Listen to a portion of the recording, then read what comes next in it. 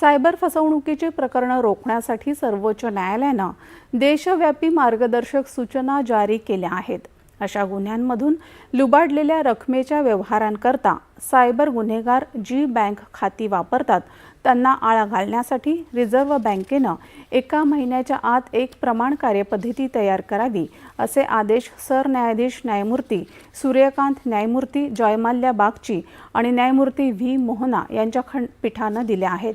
अशा फसवणुकीला बळी पडलेल्यांच्या तक्रारींचं निवारण आणि पैसे परत मिळवून देण्यासाठीची कार्यपद्धती वेगानं राबवावी, सायबर फसवणुकीच्या तक्रारींचं निवारण करावं, याचा राज्यनिहाय अहवाल सादर करावा, असे निर्देशही पीठानं सर्व राज्य आणि केंद्रशासित प्रदेशांना दिले आहेत.